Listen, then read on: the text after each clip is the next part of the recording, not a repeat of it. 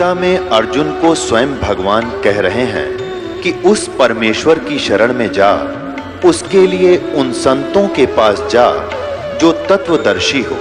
इसी प्रकार हजरत मोहम्मद को उनका अल्लाह कह रहा है कि कोई और पूर्ण परमात्मा है, उसको पाने के लिए उन तत्वदर्शी संत की तलाश कर।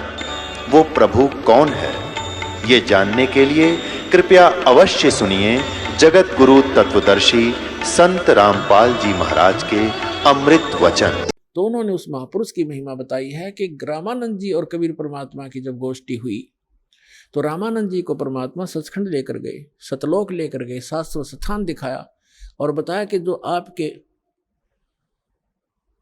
यजुर्वेद अध्याय नंबर 40 के श्लोक नंबर मंत्र नंबर 17 में लिखा है कि वो परमात्मा तो गुप्त है, प्रोक्ष है और वही परम अक्षर ब्रह्म है, सबका धारण पोषण करता है। गीता अध्याय नंबर 18 के श्लोक नंबर 62 में, गीता अध्याय नंबर 15 के श्लोक नंबर 4 में जो बताया स्थान, वो ये स्थान है और मैं स्वयं परमात्मा हूँ। हम ही अलख अल्लाह हैं कुतुब गोस और पीर, गरीबदास खालिक दनी हमरा नाम कबीर। ए स्वामी सृष्टा में और सृष्टि हमारे तीर, दास गरीब अधर रहूं ऊपर बसता हूं और अवगत सत कबीर। मैं हूं वो परमात्मा, ऊपर रहता हूं। फिर वो दिखाया सचमुच। तब रामानंद जी ने कहा था कि दो ठोर है एक तू और भया एक से दो, कह गरीबदास हम कारणे तुम आए हो मगजो। मगजो माने सफर करके वहां से चल कर आए हो। आदरणीय गरीबदास साहिब जी ने कहा कि अजब नगर में ले गए हमको सतगुरु आन और जल के बिंब अगाध गति वहां सूते चादर तान। गरीबदास साहिब जी ने कहा कि अलल पंख अनुराग है सुन मंडल रह थीर, सुन में रहते हैं परमात्मा सथिर और दास गरीब उधारिया मुझे सतगुरु मिले कबीर। अनंत कोट ब्रह्मांड का एक रति निभार और सतगुरु पुरुष कबीर हैं ये कुल के सिरजनहार। हम सुल्तानी नानक तारे दादू को उपदेश दिया, जात जुलाहा भेद नहीं पाया, वो काशी माए कबीर हुआ। अब इतने प्रमाण उन महापुरुषों के हैं जिन्होंने भगवान को देखा। उन्होंने ये बताया कि वो परमात्मा ऊपर रहता है और स्वयं भी परमात्मा खुद कहते हैं मैं वहां ऊपर रहता हूं। अवगत सत कबीर दास गरीब अधर बसूं, ऊपर रहता हूं मैं और वहां से तुम्हारे लिए हम ये आते हैं। अब वेद भी क्या बताते हैं, वेद क्या बताते हैं? यदि वेद भी यही बताते हैं कि वो परमात्मा ऊपर रहता है, सशरीर आता है, वहां से गति करके आता, अच्छी आत्माओं को मिलता है, तो हम भगवान को पहचान लेंगे। अभी तक तो हमने श्री राम श्री कृष्ण आदि इन महापुरुषों को भगवान इसलिए मान रखा था, इनके पास हथियार थे, सिद्धियां थी। इन्होंने किसी ने कंस मार दिया, किसी ने रावण मार दिया। हम उस भगवान के पुजारी हैं जो मारता नहीं, वो सबका रक्षक है।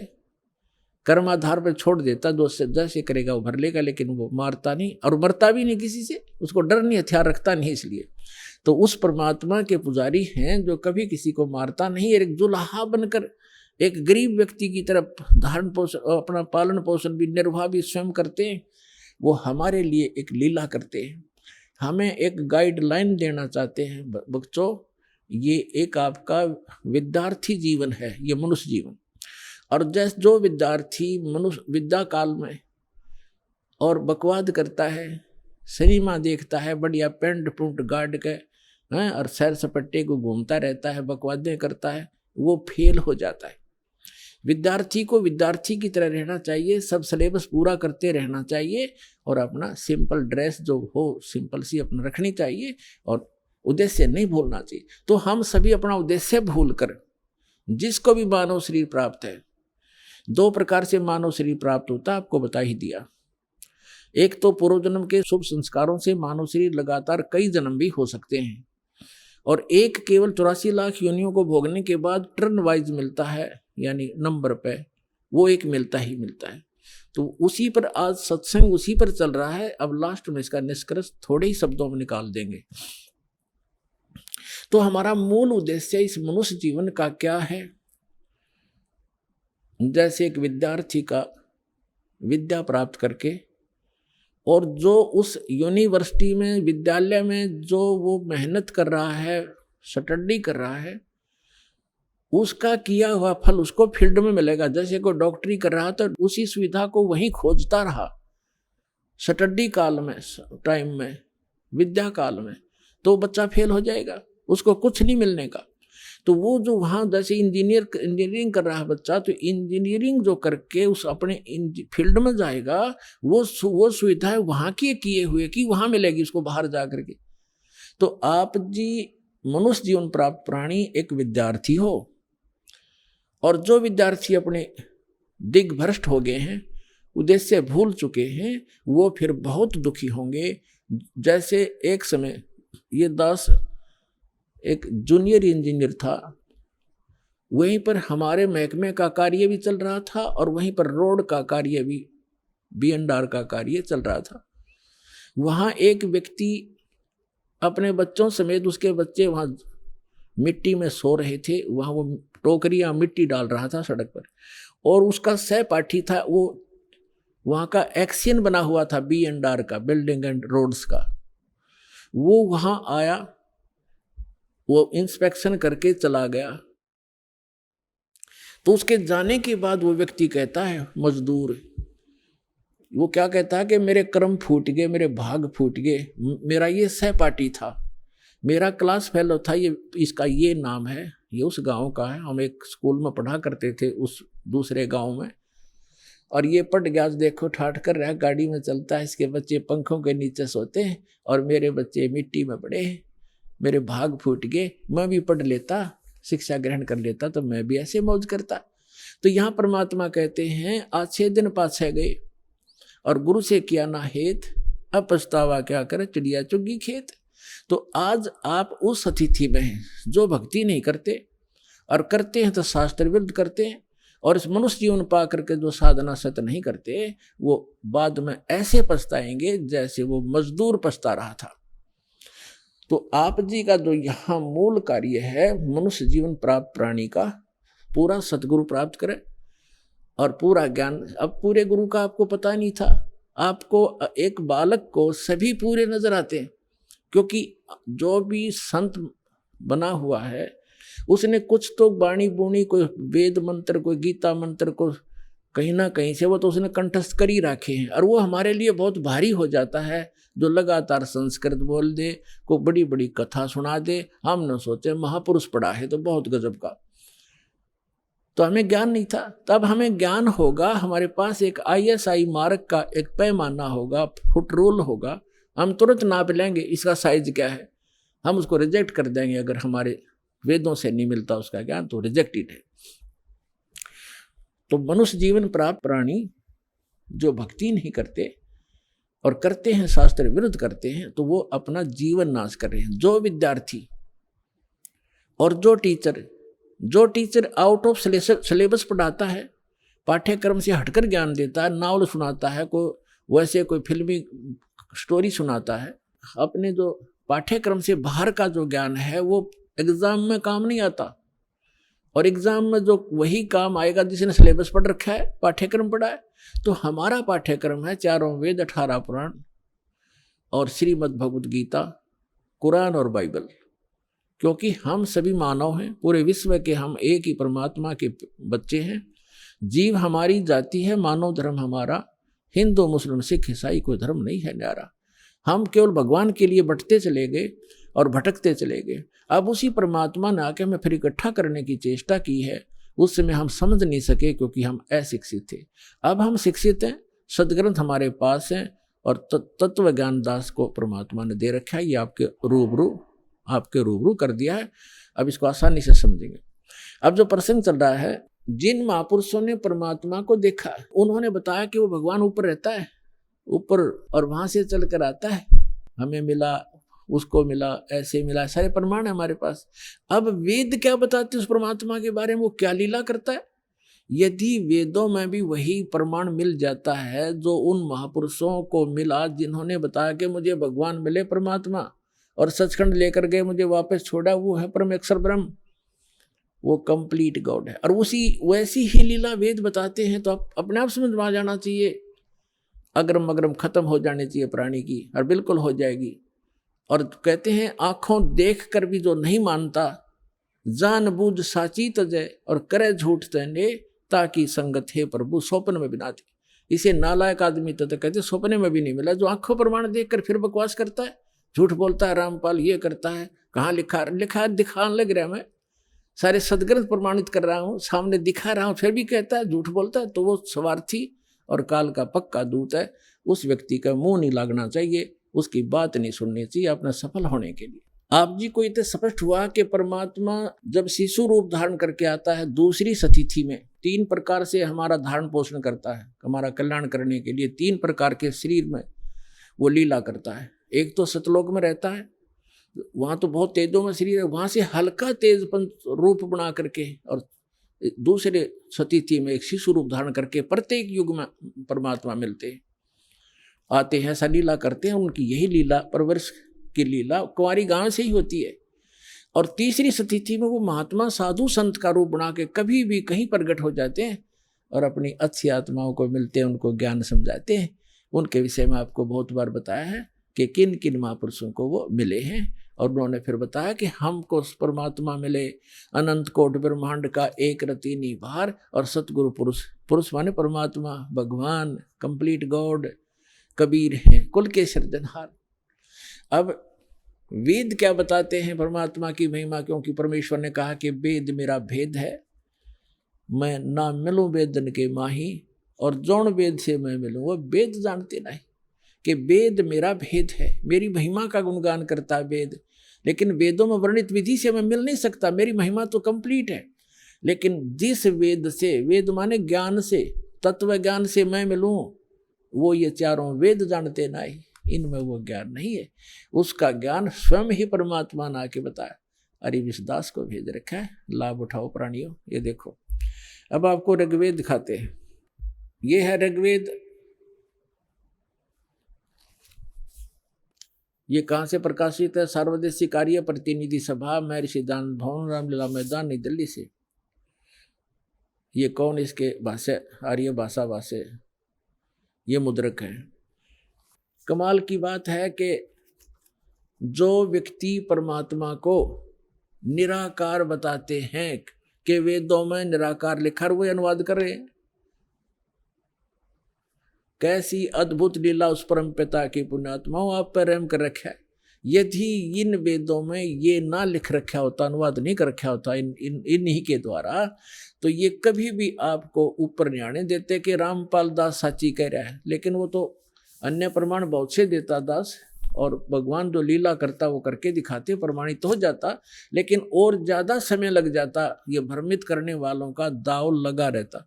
अब इनका दाव कति समाप्त हो गया। इन्होंने अपने कर कमल से अनुवाद कर रखा। अनुवाद सही है, उनकी सोच गलत है, उनका अनुभव गलत है।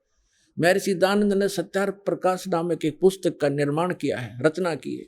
उसमें उन्होंने स्पष्ट लिखा है कि मैंने इस पुस्तक का निर्माण वेदोनुसार किया है, वेदों के प्रमाणों को हल्का सरल करके लिखा है, और उसमें स्पष्ट है कि वेदों के विपरीत ज्ञान है सारा। महर्षि दानंद और उसके सारे चेले परमात्मा को निराकार बताते हैं, उसका कोई स्थान नहीं है, वो एक देशीय नहीं है, एक स्थान पर नहीं रहता। और देख वेद क्या बताते हैं, वो एक देशीय है, भवनों के सब लोकों के ऊपर के स्थान पर रहता है, और वहाँ विराजमान है, धूलोक के तीसरे पृष्ठ पर रहता है, एक देशीय है। तो ये महर्षि दानंद का कंप्लीटली अज्ञानी आदमी था पूर्ण रूप से, और उसी अज्ञान के आधार से उनके द्वारा भ्रमित आर्य समाज है। दास का उद्देश्य किसी की निंदा करना नहीं, केवल आपको सही दिशा देना उद्देश्य रखता हूं कि आपके समझ में आया नहीं, ना इन ऋषि महर्षि इन ब्राह्मणों का समझ में आया, इस दास पर दया करी, इसका पूरा मानव समाज लाभ उठाओ, सबका कल्याण होगा। हमने किसी से द्वेष नहीं। ये देखो ऋग्वेद मंडल नंबर 9 सूक्त 86 और मंत्र नंबर 26 पढ़ेंगे।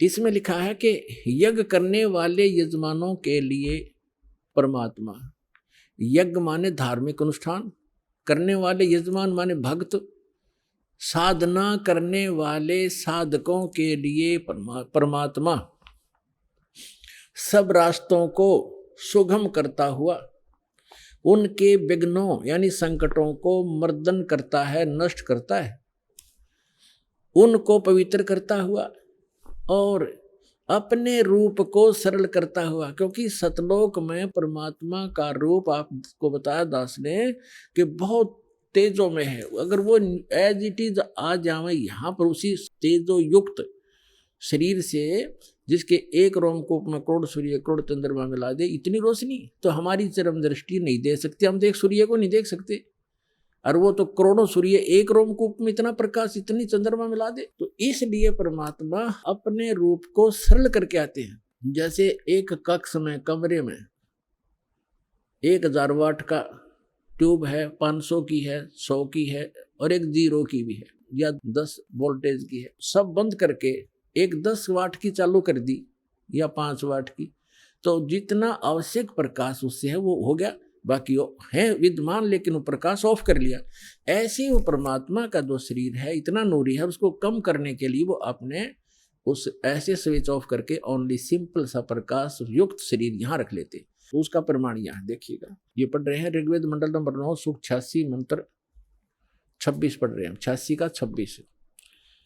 अपने रूप को सरल करता हुआ, अपने रूप को, शरीर अपने रूप को, सकल को सरल करता हुआ वह कांति में परमात्मा। ये देखो इन्होंने यहाँ गड़बड़ी कर दी। ये देखो यह है कबीर, हम कबीर बोले हैं, बै बोला हम कबीर, वेदों को वेद बोलते हैं, तो यहाँ कबीर, हम इस यू कबीर लिखा कबीर। इस रे को इन्होंने संधि छेद करके अपसर्ग लगा दिया, अपसर्ग लगा के इसका अर्थ कर दिया, कवि का अर्थ कर दिया सर्वज्ञ। कवि कोई सर्वज्ञ नहीं होता, ना आज तक होया है, परमात्मा ही सर्वज्ञ होता। यहाँ अर्थ नहीं करना चाहिए था, अर्थ करके अनर्थ किया इन्होंने। यदि कहीं किसी काव्यकार की महिमा वर्णित हो और वहां कवि शब्द हो तो वहां अर्थ किया जा सकता, काव्यकार कर दे, सर्वज्ञ वहां भी नहीं किया जा सकता। तो यहाँ कबीर देव लिखना था। आपको प्रमाण दिखाते हैं, जैसे ये एक पुस्तक है यजुर्वेद, इस पर ऊपर लगा हुआ है। अब इसी में प्रमाण दिखाते हैं आपको, ये देखिएगा, ये यजुर्वेद है, ये महर्षि दानंद द्वारा ही इसका अनुवाद है। ये प्रकाशक सार्वदेशी कार्य प्रतिनिधि सभा 2/5 महर्षि दानंद मैदान नई दिल्ली से, और ये महर्षि दानंद द्वारा इसका अनुवाद है, और ये यहाँ से छपा। इसके हम आपको ले चलते हैं 36वें अध्याय के, यह 60-30 अध्याय यानी 36वां अध्याय 36, 60-30, 36, 36, 36, और यहाँ आगे हम ये यजुर्वेद है, और यहाँ देखिएगा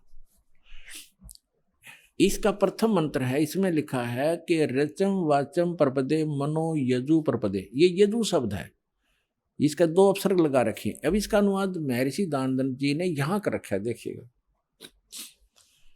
इसमें यजु, ये यजु शब्द है, इसका अर्थ यजुर्वेद लिख दिया, बिल्कुल सही। अगर इसका अर्थ कर देता तो ये महिमा यजुर्वेद की थी, और यहाँ यजुर्वेद लिखना पड़ा, ये रे ला के, हमको यजुर्वेद बोलना, यजुर्वेद, तो यहाँ रे इसने यजुर्वेद लिखा, बिल्कुल सही लिखा। अगर यहाँ अर्थ कर देते तो महिमा यजुर्वेद की थी, तो कैसे समझते कि किसकी महिमा, ये अनर्थ हो जाता। इसी प्रकार यहाँ इन अनुवादकर्ताओं ने कबीर का अर्थ लिखना था कबीर देव, यहाँ कवि का अर्थ जैसे अपसर्ग भी लगे हैं तो इसको लिखना था कबीर देव है उस परमात्मा का, वो कबीर देव माने साहब परमात्मा, कबीर, हम कबीर बोले, कबीर देव लिख देते हैं, देव माने परमेश्वर, और कबीर माने कबीर। हम कबीर साहब कहने लगे अपनी लोकल भाषा में, हम वह को वह बोलते हैं, और कबीर कबीर, कबीर देव, कबीर साहब, कबीर भगवान, कबीर अल्लाह, अल्लाहू अकबर।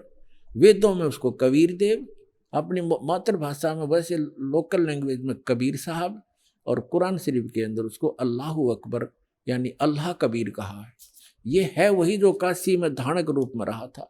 ये उन महापुरुषों ने प्रमाणित भी कर दिया कि हम सुल्तानी नानक तारे दादू को उपदेश दिया, जात जुलाहा भेद नहीं पाया, काशी माए कबीर हुआ, अनंत कोट ब्रह्मांड का एक रति निभार, और सतगुरु पुरुष कबीर हैं ये कुल के सिरजनहार। उन्होंने फिर से ऋग्वेद ले लिया, यजुर्वेद रख दिया, क्योंकि अब हम इसको प्रमाणित कर रहे थे। ऋग्वेद मंडल नंबर 9 सूक्त 86 के मंत्र 26 को हम पढ़ रहे हैं। यहाँ आगे थे कि यज्ञ करने वाले यजमानों के लिए परमात्मा, यज्ञ माने धार्मिक अनुष्ठान, यानी साधना करने वाले साधकों के लिए परमात्मा, सीधा सार्थ बन जाता है। सब रास्तों को सुगम करता हुआ, यानी उनके विघ्नों को, संकटों को मर्दन करता है, उनको पवित्र करता हुआ और अपने रूप को सरल करता हुआ, वह कांति में परमात्मा कबीर देव लिखना था यहाँ पर, कबीर देव विद्युत के समान क्रीड़ा करता हुआ, जैसे बिजली आती है बड़े स्पीड से, वर्णीय पुरुष को प्राप्त होता है। वर्णीय माने अच्छी आत्मा को मिलता है। यहाँ देखो 27 में क्या कहा, वो कहाँ रहता है वो परमात्मा? जो परमात्मा ध्रुव लोक के यानी तेजो में लोक के तीसरे पृष्ठ पर रहता है, तीसरे पृष्ठ पर विराजमान है। अब यहाँ दो कंसेप्ट तो कति क्लियर हो गए। वो परमात्मा ऊपर के लोक में रहता है, ध्रुव लोक के यानी तेजो में लोक के भी तीसरे स्थान पर, वहाँ 3 पार्ट है सतलोक के। ऊपर के जितने लोक हैं उनको 3 विभागों में बांटा हुआ है, तो उनके सबसे ऊपर के लोक में बैठा हो परमात्मा। और वहां से अब आगे दिखाते हैं, बिजली जैसी गति से आता है, जैसे बिजली 1 सेकंड में पहुंच जाती है, और अच्छी आत्माओं को मिलता है और वो वहां ऊपर रहता है। और अब देखो ऋग्वेद मंडल नंबर 9 सूक्त 82 का मंत्र 1 दिखाते हैं, 1 और 2 आपको स्पष्ट कर देगा। ये देखिएगा, ऋग्वेद मंडल नंबर 9 सूक्त 82 और मंत्र नंबर इसका यहाँ 82 यहाँ से शुरू होता है, इसका मंत्र 1 है। ये रहा, इसमें है कि वो अमर परमात्मा, सोम माने सर्वोत्पादक प्रभु, सबकी उत्पत्ति करने वाला परमात्मा, प्रकाश रूप सद्गुणों की वृष्टि करने वाला, पापों का हरण करने वाला। महर्षि दानंद कहता भगवान पाप नाश नहीं करता, आयुर्वेद कहते हैं पापों का हरण करने वाला, नाश करने वाला है। राजेव, राजा के समान, राजेव। ये देखना, हम 269 पृष्ठ पर पढ़ रहे हैं, नहीं तो कहेंगे दूसरा पृष्ठ बदल गया होगा।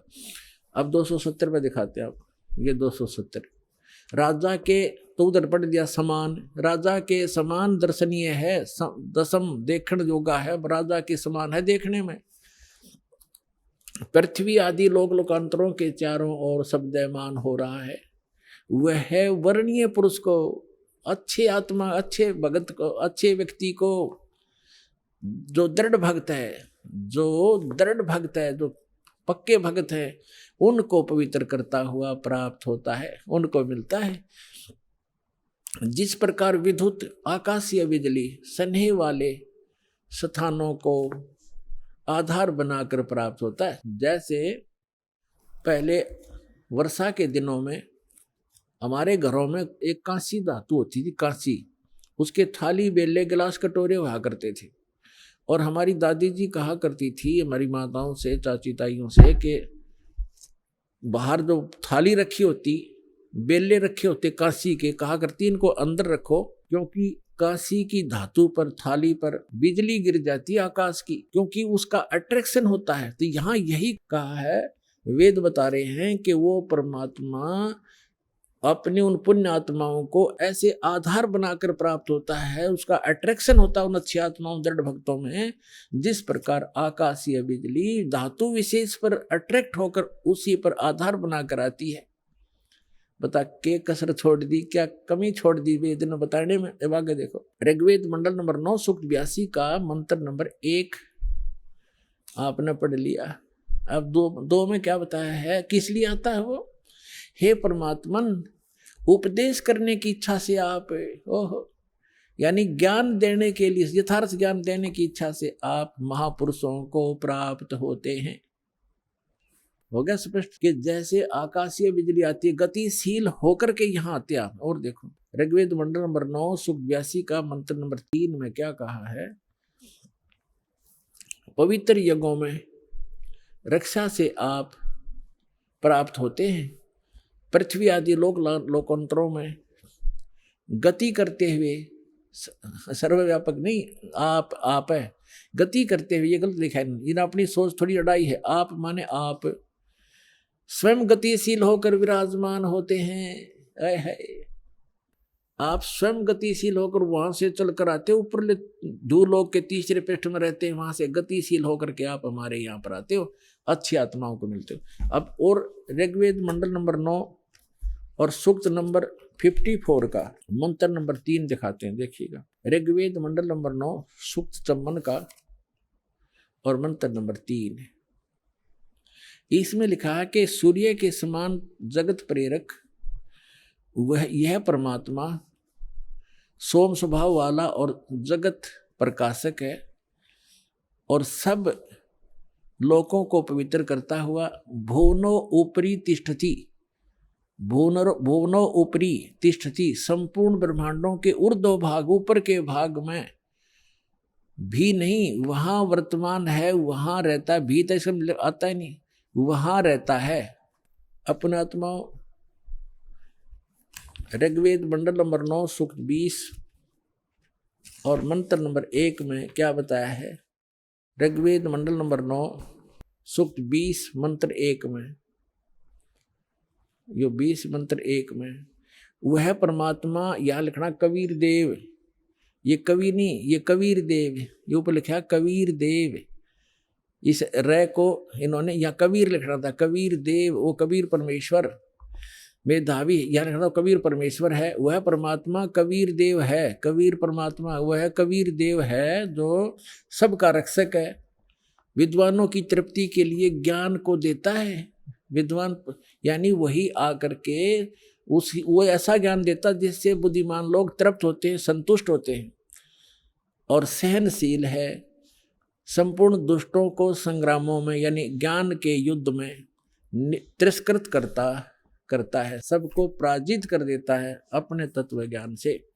अब आज इतना ही इन सदग्रंथों से हमने लेना था। अब दास सुनाएगा। आज का जो सत्संग सुनाना चाह रहा था दास, अब शुरू कर रहा हूं उसको, लेकिन समय थोड़ा है इसलिए संक्षिप्त में बताऊंगा। अब 2 प्रकार से मानव शरीर प्राप्त होता है, और दूसरा ये था कि सत्संग केवल परमात्मा ही आकर बताते हैं, यथार्थ ज्ञान स्वयं भगवान बताते हैं।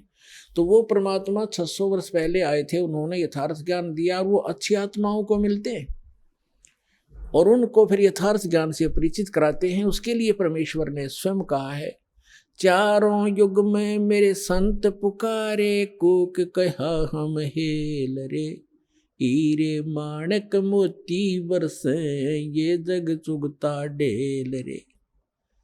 चारों युग में मेरे संतों ने आवाज लगा लगा कर, हेला देकर, आवाज ऊंचे स्वर में गूंज गूंज कर बोला है,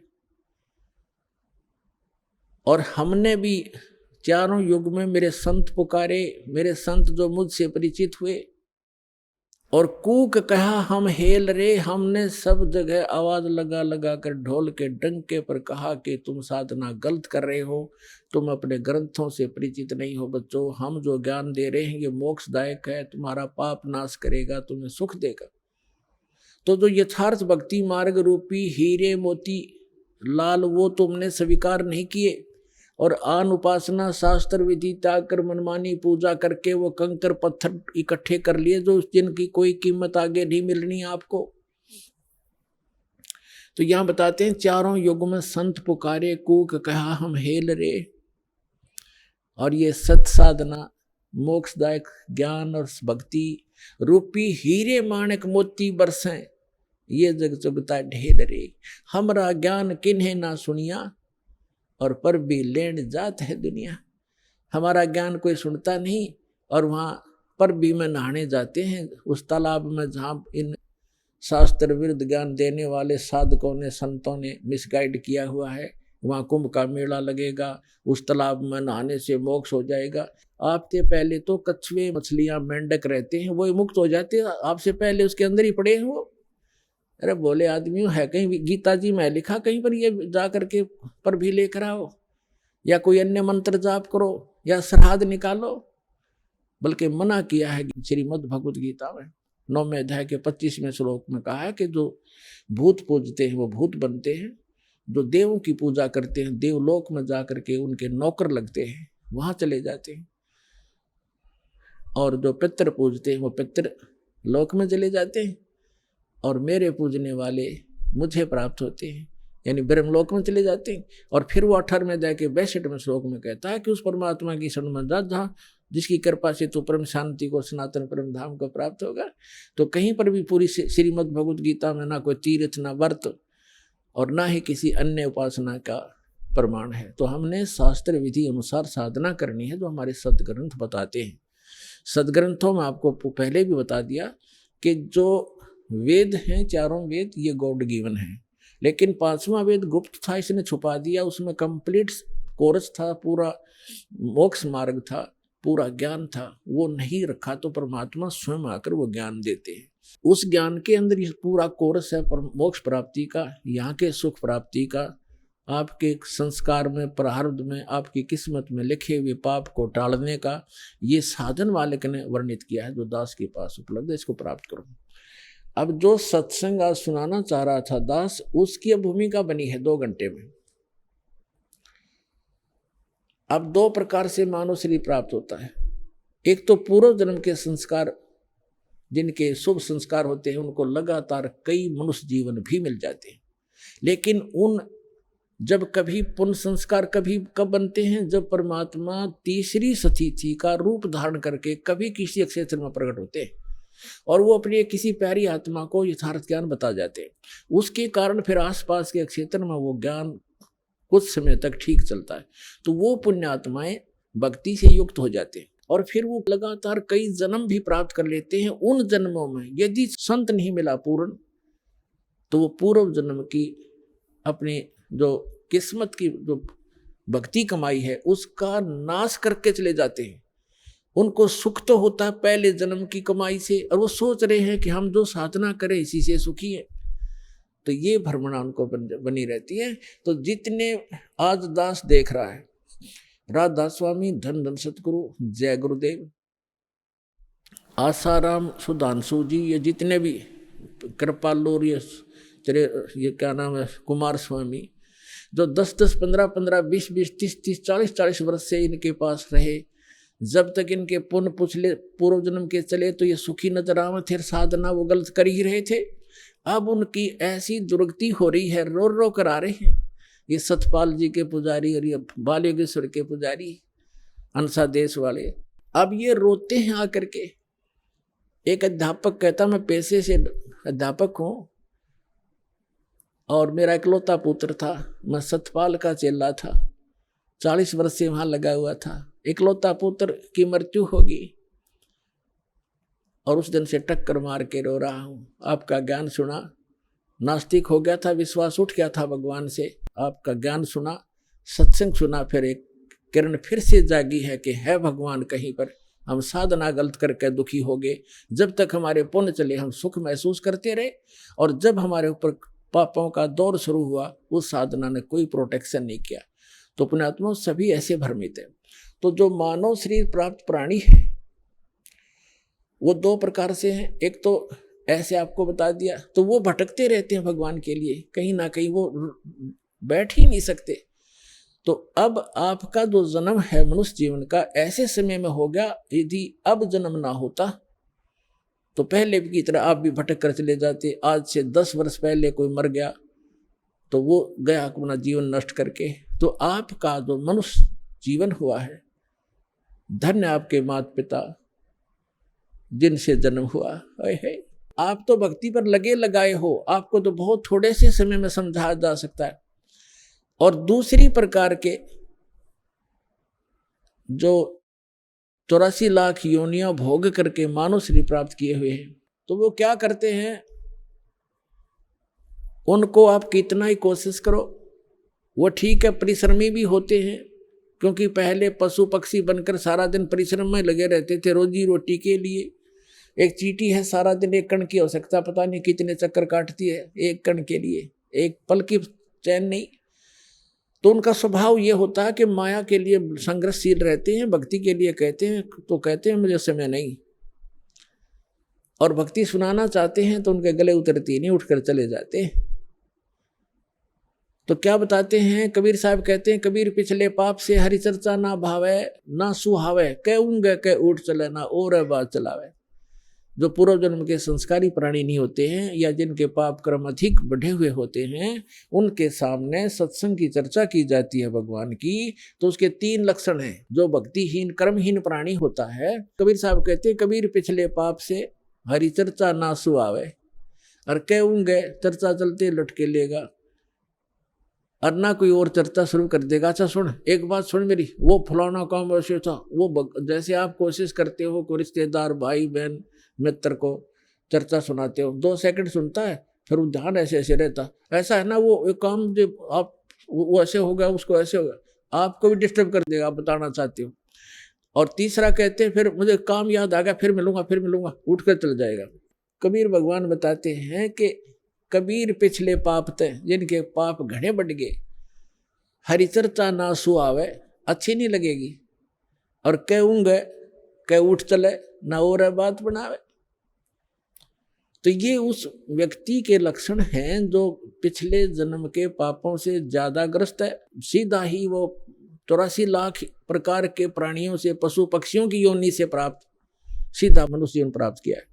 तो उसके अंदर भक्ति प्रवेश करना बड़ा कठिन होता है, लेकिन हो जाती है। उसको थोड़ा ज्यादा समय लगेगा इस ज्ञान को समझने में, और शुरुआत एक बार हो जाती है, धीरे धीरे किसी ना किसी जन्म में तो वो हो ही जाती है। एक कागभूषण नाम के, अपने पुराणों में भी इसका प्रमाण आता है, कागभूषण नाम के एक महापुरुष हुए हैं, और एक गरुड़ जी जो श्री विष्णु जी के वाहन माने जाते हैं। इन दोनों की एक बार आपस में चर्चा हुई। कागभूषण कैसे हैं, उनका बाकी का शरीर मनुष्य सदृश है, लेकिन चोंच और ऊपर का हिस्सा जो मुंह है वो कौवे का है, उसको कागभूषण कहते हैं। इन दोनों की आपस में एक बार चर्चा हुई। कागभूषण से गरुड़ जी ने पूछा, हे भूषण जी, आपके पास बैठने से मुझे बहुत शांति मिलती है, आपने यानी ये भक्ति विधि और ये अमरत्व, क्योंकि कागभूषण जी की काफी लंबी आयु हो गई है, काफी प्रलय उसके सामने हो चुकी हैं, अभी भी वो विद्यमान है। तो उसके लिए पूछा कि आपको ये कैसे प्राप्त हुई। तब कागभूषण ने कहा कि एक लंबी कहानी है गरुड़ जी, मैं एक बार 20 वर्ष की उम्र थी मेरी, और एक भयंकर अकाल गिर गया। हम भाई बहन थे, मेरे से छोटे मेरे भाई बहन थे। उस अकाल के दौरान वो भूख सहन नहीं कर सके, उनकी मृत्यु होगी, मेरे माता पिता की भी मृत्यु होगी, वो भी भूख सहन नहीं कर सके। मैं युवा था, जिस कारण से मैं उस अकाल को झेल कर माता पिता और परिवार के नाश होने के बाद उस क्षेत्र को छोड़कर मैं अवंतिका नगरी में चला गया। वहां अकाल नहीं था। उससे पहले मेरे असंख्य जन्म चले गए, मनुष्य जीवन मैंने बर्बाद कर दिए, कभी मैंने भक्ति नहीं की, क्योंकि वो पिछले जन्म मुझे अब मेरी दिव्य दृष्टि खुल जाने से नजर आ रहे हैं कि पिछले मानव शरीर मैंने कैसे बर्बाद किए थे। तो बता रहा कि पिछले जन्म मैंने बहुत नाश कर दिए, और एक जन्म जो मेरा हुआ, माता पिता मेरे भाई बहन मर गए भूख से तड़प कर। ऐसी खिली फुलवाड़ी थी हमारे घर की, सारे भाई बहन खुशी खुशी रहते थे, और एक वर्ष में ऐसी जुल्म गिर गया, ऐसा कहर टूट गया, हमारा नाश हो गया। मैं सोचने पर विवश हो गया कि ये क्या जीवन है। कल तक हम कैसे खुशी मंगल से रहते थे, प्यार करते थे, कहाँ गए आज मैं टक्कर मार लिया, रो लिया, सारा कुछ कर लिया, वो मिल नहीं रही। ये खाक जीवन है, कहाँ रह रहा हूं मैं। ऐसे करते करते एक मंदिर के अंदर एक पंडित जी भगवान शिव का पुजारी था, मैं वहां चला गया, उसको अपना दुख रोया। दयालु था ब्राह्मण, मुझे सीने से लगाया और कहा, बेटा यहाँ तो ऐसे ही कहर गिरते हैं, आप भक्ति कर लो, स्वर्ग में चले जाओगे, वहां दुख नहीं है। ब्राह्मण को ज्ञान स्वर्ग तक का ही था, और कहा, बेटा तुम दीक्षा ले, गुरु बनाए बगैर मोक्ष नहीं होता। अब कागभूषण बता रहा है कि मेरे इतने पाप थे, पापी के पिछले जन्म जन्म के कभी भक्ति शुरू नहीं करी थी। मेरे अंदर भक्ति प्रवेश करने में 6 महीने लग गए, लगातार संत के साथ रहने में। अब 6 महीने तक मैं मंदिर में रहा, रोज उनकी कथा सुनता, वचन सुनता, पर नाम लेने की इच्छा कभी मैंने व्यक्त नहीं की। गुरुजी कहते महात्मा जी के बेटा दीक्षा ले ले। मैं कान्ना पे कह टाल जाता, ना हाँ कहता ना ना कहता। और दीक्षा उसी को प्रफुल्लित होती है जो सब इच्छा से अपनी लगन से प्राप्त करता है। जबरदस्ती दिया हुआ ज्ञान नाम काम नहीं करता है। तो उस पंडित जी ने इसलिए उसको जोर नहीं दिया। 6 महीने के बाद कहता, लगातार सत्संग सुनने के बाद मुझ पापी के कुछ पाप नरम हुए और तब मैंने दीक्षा प्राप्त की। दीक्षा प्राप्त करके कुछ दिनों के बाद फिर मेरे अंदर एक बकवाद भागी। जो गुरुजी कथा सुनाया करते हो मुझे भी याद होगी। मैं युवा था, गुरुजी वृद्ध हो गए थे, मेरी आवाज में कसक थी। जितने भी श्रोता थे अब मेरी तरफ आकर्षित हो गए कि और कहने लगे, हो आप तो गुरुजी से भी बढ़िया ज्ञान सुनाते हो। अपने आत्माओं यहाँ मार खाता प्राणी, इस ज्ञान को सुनकर कोई वक्ता बन बैठेगा, 10 उसके प्रशंसक हो जाएंगे, वो भी अपना नाश जीवन करेगा। अब ज्ञान पुराणों का था, बढ़िया घटिया क्या हो गया इसमें, गुरुजी से बढ़िया सुनाने लग गया वो। तो यहाँ मार खाते श्रोता भी और भक्त भी मार खाते, मान बढ़ाई छा जाती है, सबसे बड़ी दुश्मन है जीव की। एक दिन मैं बैठा था, कथा कर रहा था, श्रोता बैठे थे, गुरुजी आए मंदिर में अपने घर से। मैंने खड़ा होकर सत्कार नहीं किया क्योंकि मैं अपनी बेइज्जती समझूं था कि खड़ा होऊंगा तो सबका अट्रैक्शन उधर गुरुजी की तरफ हो जाएगा। अब मैंने बैठे बैठे दर्शन कर लिए, ऐसे बस थोड़ा सा नाम मात्र सा सिर झुकाया, खड़ा नहीं हुआ मैं। अब गुरुजी तो आए थे अपना लगे पूजा पाठ करने मंदिर में। एक कोने में बैठकर आकाशवाणी हुई मंदिर में, कह रहे दुष्ट तूने अपने गुरु का अनादर किया है, तुझे 1 लाख वर्ष के लिए नरक में डालता हूं। भगवान शिव की आकाशवाणी हुई, क्योंकि ब्राह्मण शिव का पुजारी था। अब वो आकाशवाणी सुन ली गुरुजी ने। उसने कहा, अरे बेटा भूषण, उसका नाम कुछ और था उसमें, बेटा भगवान क्यों नाराज हो गया तेरे से। गुरुजी ने नहीं ध्यान दिया कि इसने मेरा आदर किया या अनादर किया। संत के विषय में एक वाणी कही है गरीबदास साहिब जी ने कि आदर अनादर करो क्यों ना कोई, मम संत शरण जगत जान छोई। अब संत ये नहीं देखते आदर अनादर को, लेकिन शिष्य को हानि घनी हो जाती है जो आदर नहीं करता, नियमित नहीं रहता। तो उस गुरु ने पूछा, बेटा क्या गलती करती, भगवान आपसे क्यों रुष्ट हो गए। अक्षमा याचना कर, दयालु है भगवान, माफ कर देंगे तेरे को।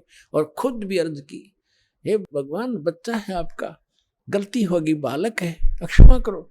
तब उसने आकाशवाणी की फिर दोबारा भगवान शिव ने, जब ये निकम्मा व्यक्ति अपने गुरु का आदर नहीं करता तो मेरा क्या आदर करेगा।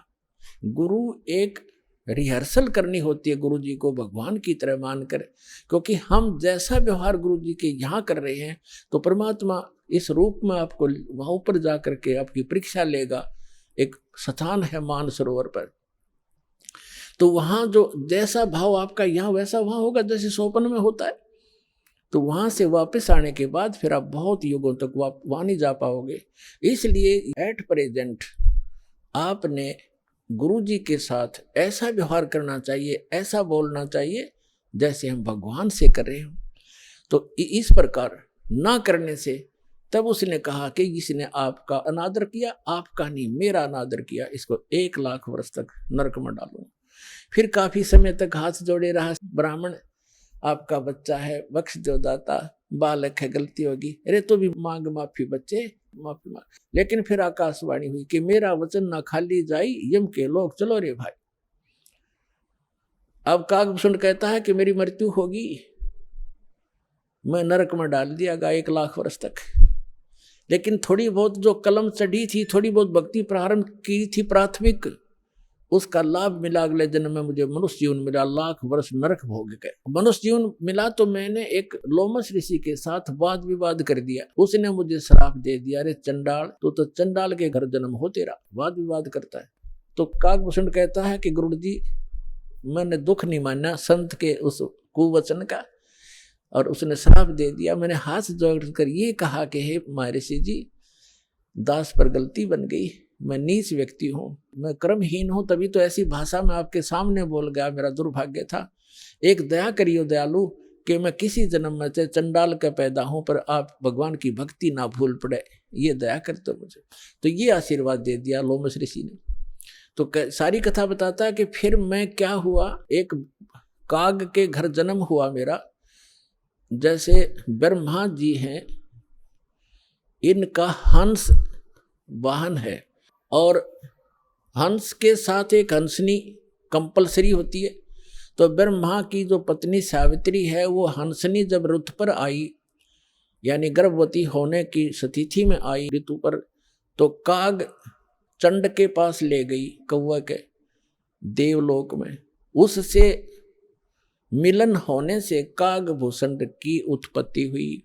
शेष शरीर मनुष्य जैसा है, ऊपर का मुंह और चोंच कौवे जैसी है। तो वो अब उसने फिर क्या मिला, जब वो कागभूषण के रूप में जन्मा, तब कहते हैं मुझे जोगजीत नाम के एक महापुरुष आकर मिले। वो परमात्मा जैसे दास ने आप पूरे सत्संग में ये निर्णय किया कि वो परमात्मा स्वयं आकर अच्छी आत्माओं को यथार्थ ज्ञान देता है। तब उसने बताया कि मुझे जोगजीत नाम के एक संत मिले, जिन्होंने मुझे उस परमात्म तत्व का ज्ञान दिया। उन्होंने मुझे ऐसा मंत्र दिया जिससे मेरी यह स्थिति हुई कि मेरा बहुत युगों तक अमर शरीर होगा। अब कागभूषण की भी मृत्यु होगी, क्योंकि अब ये समय है, इस समय में जब कागभूषण का जन्म होता तो मोक्ष हो सके था। अब जो प्रसंग आज का चल रहा है कि दो प्रकार से मानव शरीर प्राप्त है। आप जो परमात्मा के लिए भटक रहे थे और यहाँ आ गए, आप बहुत पुण्यकर्मी प्राणी हो। पिछले जन्म में भी आप मानव थे और मानव जैसा स्वभाव है। जहाँ कहते हैं लाइन लगा लो, लाइन लगा लेते हो। जहाँ कहते हैं यहाँ ऐसे बैठ जाओ, वहाँ जाओ, ये करवा लो, तो क्योंकि आप सभ्य हो। और ऐसे व्यक्तियों को शीघ्र ही ज्ञान प्राप्त हो जाता है, शीघ्र ही ढल जाते हैं जैसे संत ढालना चाहता है। आपके मैल घड़े नहीं थे, और जो मैला कपड़ा ज़्यादा होता है धोबी को उसको ज़्यादा प्रयत्न करना पड़ता है, साफ वो भी हो जाएगा।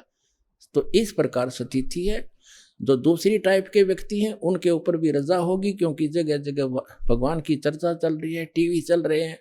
एक ही घर में 4 सदस्य हैं, 3 ने नाम ले लिया, एक सुनता भी नहीं, तो वो मनुष्य योनि से आया हुआ प्राणी नहीं है, को पूर्व संस्कार से जुड़ गया। लेकिन धीरे धीरे जब सारे परिवार लग रहा है, परमात्मा की वाणी चलती है, उस पर उस वाणी का भी असर होगा।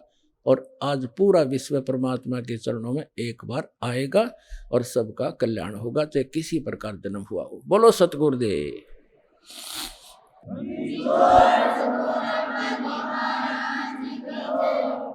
आइए अब हम उन श्रद्धालुओं के अनुभव जानते हैं जो जगत गुरु तत्वदर्शी संत रामपाल जी महाराज जी से दीक्षा प्राप्त कर चुके हैं तथा उनके द्वारा बताए गए भक्ति मार्ग पर चल रहे हैं। नमस्कार सर। नमस्कार सर। सर क्या नाम है आपका? सर ऋषिपाल। ऋषिपाल जी आप कहाँ से हैं? मैं हरियाणा कुरुक्षेत्र का रहने वाला हूँ और अभी फ़िलहाल डेट में सुंदरगढ़ डिस्ट्रिक्ट और उड़ीसा स्टेट में अपना बिजनेस कर रहा हूँ। सर संत रामपाल जी महाराज से नाम दीक्षा आपने कब ली? सर 10 मई 2020। संत रामपाल जी महाराज से नाम दीक्षा लेने से पहले आप क्या भक्ति साधनाएं करते थे? सर मैं जहाँ भी रोड में जाते निकलते 4 ईंट जहाँ मिलेगी मेरे को, मैं वहीं मध्य सर झुका के चलता था कि वही कहाँ मालिक हैं। मैं मालिक के ऊपर विश्वास करता था। मंदिरों में, गुरुद्वारा, मस्जिद, सब जगह गया मैं। जिसको भी पूछता था, ईसा मसीह में पूछा, वो बोला कि जो सबका मालिक एक है तो वो कौन है? बोला वो कोई अन्य है। मैं बोला आपके यीशु नहीं है? बोला नहीं है। मैं बोला ठीक है जी। वहाँ से भी नाम राम के चल देता था। मैं हर जगह घूमता था, मेरे को मालिक की तलाश थी। उसी के ऊपर सिर्फ एक मेरा विश्वास था, बाकी और कुछ भी नहीं था कि भाई मालिक है। तो मेरे को ऐसी परेशानियाँ बड़ी चलती रही, मैं बड़ा कांटों पे चलता गया, पर मैंने कभी परवाह नहीं की इस चीज़ की, सिर्फ एक विश्वास के ऊपर कि नहीं, मुझे इस बात का पता चला था कि इस पृथ्वी पे सत्य है। तो मैं उस विश्वास में चलता रहा। मतलब मैं इतना, एक दिन तो ऐसा आ गया मेरे लिए कि भाई आज तो ना, अब मैं मरने की कंडीशन पे चला गया। मैं रोड में निकला कि भाई अब मर जाऊंगा, क्योंकि मेरी पत्नी ने मेरा साथ नहीं दिया, ना मेरी माता ने मेरा साथ दिया। पत्नी को बोला कि देखो मेरा कमर में ये हाल है तो मैं खाना नहीं खा पाता हूँ, और एक मैं बैचलर उसमें रहता हूँ रूम में, फैमिली वाले रूम में रहूँगा तो मेरे को लैट्रिन बाथरूम नज़दीक में मिलेगा तो मैं हो भी सकता हूँ। और बैचलर उसमें मैं जाता था जंगल में रात को 3-3 बजे। मैं क्या करता था, मैं पत्थर उठाता था, पहले चारों तरफ फेंकता था कि कोई जानवर ना हो, फिर मैं वहाँ बड़ी मुश्किल से रो पीट के बैठ के आता था। तो एक दिन बहुत ज़्यादा तकलीफ़ होगी कि मैं बर्दाश्त नहीं किया, फिर मालिक नहीं अब कुछ नहीं रहा, चलो चलता हूँ। अब आप रोड में निकला, रोड में निकल के खड़ा हो गया कि भाई जैसे कोई गाड़ी आएगी मैं आगे कूदना ही कूदना है। एकदम से मुझे अचानक लगा कि अरे तू तो बोलता था सत देखना है मुझे, तो सत कहाँ देखा। तो मैं सर वहीं से वापस हो गया और रोते रोते अपने रूम में जाके सो गया। तो ऐसी चलती रही मेरी कहानी, चलती रही।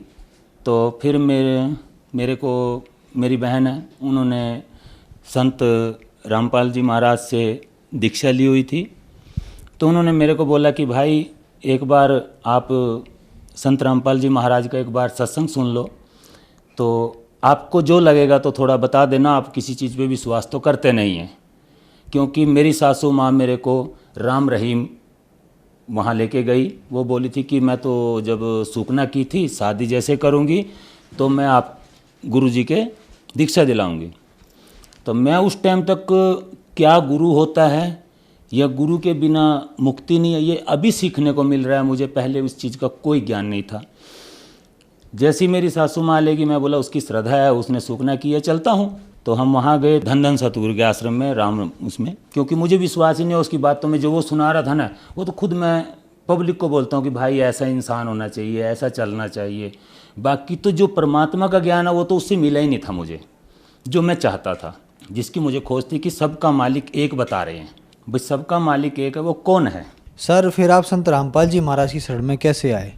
सर मैं संत रामपाल जी महाराज की शरण में, मेरी बहन बड़ी है सुदेश देवी, उन्होंने मेरे को बोला कि भाई एक बार ज्ञान सुनो, फिर उसके बाद आगे की मेरे को बताना कैसा लगा क्या लगा। तो फिर जब मेरी बहन ने बताया, बहन को बताने के बाद मैं संत रामपाल जी महाराज का सत्संग देखने लगा। पहले दिन ही मैं पूरे सत्संग में मेरे दिमाग में इतनी फीड होगी रील कि मैं आज तक मैं मैट्रिक क्लास में भी मैं दाने दे के पास होने वाला इंसान हूँ। जैसे मैंने सत्संग सुना, सत्संग सुनने के बाद मैं अपनी बहन को बोला कि बहन मुझे नाम दीक्षा लेनी है। तो नाम दीक्षा मेरी बहन बोली भैया आजकल ऑनलाइन मिल रहा है। मैंने संत रामपाल जी महाराज से ऑनलाइन नाम दीक्षा ली है। सर संत रामपाल जी महाराज से नाम दीक्षा लेने के बाद क्या आपको लाभ भी मिले? सर लाभ अगर मैं बोलूँगा तो शायद कोई विश्वास नहीं करेगा मेरे लाभों पे। सबसे पहला लाभ तो ये मेरी कमर का है, जो आज मैं बिल्कुल सीधा खड़ा हूँ। कैसे मेरे को झुकाओ, कैसे कुछ भी करो, मुझे कुछ फर्क पड़ने वाला नहीं है, जिससे मैं बहुत पीड़ित था। जो ये मेरी कमर का दर्द था, बहुत पुराना दर्द था, मैट्रिक क्लास से मान के चलो कई डॉक्टरों को दिखाया हूँ, मेरे को कोई आराम नहीं कहीं से मिला। मैं इतना बैंड हो जाता था, बिल्कुल जैसे शरीर है ये ऐसे हो जाएगा, मेरा शरीर इतना ऊपर से ऐसे, और मेरा गर्दन वैसे हो जाएगा। मैं बहुत दुखी रहता था, बहुत परेशानी में रहता था। और मैं जब ये मेरे जिसके भी रूम में मैं रहता हूँ, खुद उनको भी यही बीमारी थी। उनको मैं अपने दर्द में भुवनेश्वर लेके गया अपोलो हॉस्पिटल में। अपोलो हॉस्पिटल में उनका 5 लाख रुपए खर्चा आया। तो मैं मालिक को याद किया, ये मालिक मेरे को भी यही दर्द है, मैं कहाँ से 5 लाख रुपए लगाऊंगा, नहीं लगा सकता मालिक। मेरे को वो लक्की भाई भी बोला कि ऋषि भाई तू भी करवा ले थोड़ा बहुत इलाज, यहाँ जब आया है तू भुवनेश्वर मेरे साथ। मैं बोला नहीं भाई तू ही इलाज करवा, मेरे बस की बात नहीं है, मैं इलाज नहीं करवा पाऊँगा। तो मैं वहाँ से ऐसे ही आ गया। ये इस दर्द का कोई भी इलाज नहीं था, मुझे बिल्कुल क्लियर पता है, क्योंकि ये जो पेन किलर है मैं खुद अपनी आंखों से देखा हूँ। डॉक्टर पहले सबसे साइन करवाते हैं कि सक्सेस तो ठीक, नहीं सक्सेस तो ठीक। तो पैसा भी गया और सक्सेस भी नहीं है, तो मैं मालिक के ऊपर छोड़ देता था। मालिक ना मेरे पास इतनी पूंजी नहीं है, ना मैं अपना ये इलाज करवा सकता हूँ, और आप ही हैं जो करेंगे, ठीक करेंगे, नहीं है तो आपकी इच्छा है। उस टाइम तक मैं मालिक को बस ऐसे याद करता रहता था। संत रामपाल जी महाराज से दीक्षा लेने से 2 महीने के अंदर मुझे ऑटोमेटिक फील होने लगा कि यार तेरे कमर में जो दर्द था वो कहाँ गया। तो फिर मैं अपने आप को तोड़ना मोड़ना शुरू किया कि कहीं ना कहीं तो फंसा हुआ मिलेगा। तो मैं पूरा शरीर को तोड़ फोड़ लिया, पर मुझे आज तक कोई दर्द नहीं हुआ। ये उसके बाद मेरे को जो पंडितों ने बताया था कि तेरी 40 साल में मौत है। सर मैं काल ने मेरे को 2 झटके दिए हैं मौत के। स्कॉर्पियो में पहले तो मैं बाइक से गिरा तो सामने मेरे से गाड़ी आ रही थी, तो मैं गिर गया। ये मेरे हाथों में निशान है, अभी भी मेरे पास फ़ोटो भी रखी है मोबाइल में। वो दिखा सकता हूँ मैं कि मैं कैसे पड़ा वहाँ पे। तो उस टाइम तो मैं गाड़ी वाले को बोल दिया कि तू जा, गाड़ी मेरे पीछे हो गई, वो जो आगे थी वो पीछे चली गई गाड़ी। तो मैं उस टाइम तो कुछ नहीं फील किया, चलो छोटा मोटा चोट आया ठीक है। तो मैं जो वो जिंदल वाला गाड़ी है उसको जाके मैं पूछने लगा, भाई साहब कल जब मेरा गिर गया था मैं रोड में तो तूने क्या देखा? बोला भाई मैंने देखा कि तेरे ऊपर से मेरा गाड़ी निकल चुका है। मैं अपने आप को कुछ नहीं बोल पाया, मैं वहीं सुन हो गया, क्योंकि मैं सीन पहले देख के आया हूँ, बाइक गिरा के अपने उस स्टैंड को अपने को बना के। पर जब उसके मुंह से सुना तो बिल्कुल वहीं सुन पड़ गया कि नहीं, संत रामपाल जी महाराज समर्थ हैं, उन्हीं ने मेरे को ये जीवन दिया है। बिल्कुल मैं इतना क्लियर बोल दूंगा कि भाई हाँ, आज मेरे साथ जाके देख सकते हैं, पूछ सकते हैं। दूसरा चांस फिर घटना हुई मेरे साथ उसी 10 दिन के बीच में। टिंकू घाटी में मेरा 50 की स्पीड में घाटी में पूरा स्पीड में स्कॉर्पियो उतर रहा है, तो मेरा स्कॉर्पियो के ब्रेक बिल्कुल फेल, कोई पैडल काम नहीं कर रहा है ऐसे, बिल्कुल भी नहीं। तो मेरा एकदम से झटका गया। मेरे को सिर्फ मालिक संत रामपाल जी महाराज याद आए कि भाई ए मालिक, भाई मैं क्या करूं? तो भाई अब तो पलटना है, अब तो कोई बचने का चांस नहीं था हमारा। तो ऐसी जाप करते करते मेरे दिमाग में सामने मेरे को पेड़ दिखा कि मेरे दिमाग में आया चल तो इस गाड़ी को ना साइड से पेड़ में ठोक दे, ताकि कम से कम गाड़ी टूटेगी, आदमी तो सेफ रहेंगे। तो जैसे ही मैं उस पेड़ की तरफ ठोकने के लिए रोड से उतारने लगा तो साइड में लक्की मेरे को बोल रहा है, अरे तू क्या कर रहा है, क्या कर रहा है? उसकी तरफ मेरा कोई ध्यान नहीं गया। मेरा दिमाग में सिर्फ मालिक कि भाई आप ही हैं, जो भी कुछ है मैं कुछ नहीं कर सकता। मैं पेड़ में जैसे ठोकने लगा तो ये 2 उंगल का फैसला पेड़ में और मेरी स्कॉर्पियो में थोड़ा ऐसे जाम होगी, जैसे स्टैचू बन जाता है। जैसी बंद, मैं गाड़ी को एकदम से बंद किया, बैक गियर में गाड़ी को खड़ा किया और अपने संत महाराज रामपाल जी को याद करके चेयर पे बैठ के उस पर बैठे बैठे 2 मिनट तक नाम जपा और उसके बाद मैं नीचे उतरा। स्कॉर्पियो का किसी को भी पूछ सकते हैं, अगर स्कॉर्पियो का एक बार तेल लीक हो गया ब्रेक का तो उसके चारों चक्के में से एक चक्का भी काम नहीं करेगा। वो कैसे रुका वो मुझे ही पता है, मेरे संत रामपाल जी महाराज ने ही उसको रोका है। इतना बिल्कुल क्लियर कट है मुझे इतनी बात का। और फायदे जी, मेरी दुकान जो अभी मैं किया था धन के मामले में, आज मेरा चारों तरफ घर में धन भरा पड़ा है। मेरी दुकान में राशन, अराज मेरी दुकान पहले कुछ भी नहीं थी, काम भी वही और वही मेंटेनेंस अभी भी दिख रही है मेरे को, पर फायदा मेरे को कहाँ से दिख रहा है मुझे पता नहीं चल रहा। आज मेरा इतना फायदा दिख रहा है कि 1 साल 2 महीना मेरे को दिख से लिए हुआ है। तो 1 साल 2 महीना में मेरा आज आप जाके कारोबार देख सकते हो कि देखने वाले भी ये नहीं मान सकते मुझे। मैं खुद वहाँ पड़ोस में बोलता हूँ कि भाई मैं सबसे छोटा आदमी हूँ, सबका गरीब आदमी हूँ। आज मेरे पड़ोसी भी खुद बोलते हैं नहीं तू झूठ बोलता है, तेरे पास तो बहुत कुछ है। सर, संत रामपाल जी महाराज से नाम दीक्षा लेने के बाद आपको बहुत सारे लाभ प्राप्त हुए, तो संत रामपाल जी महाराज से नाम दीक्षा कैसे ली जा सकती है? सर, संत रामपाल जी महाराज का बहुत सारे चैनलों में आज सत्संग आ रहा है। उनके नीचे एक पीली पट्टी चलती है, उसमें नंबर लिखा गया, मोबाइल नंबर, उससे आप संपर्क कर सकते हैं। नामदान सेंटर जो आपका नज़दीकी होगा वहाँ आपको पूरा डिटेल दी जाएगी कि भैया आपके पास का नामदान सेंटर वहाँ है और आप वहाँ जाइए और वहाँ से ज्ञान प्राप्त करें और संत रामपाल जी महाराज से दीक्षा लीजिए। धन्यवाद सर। धन्यवाद सर।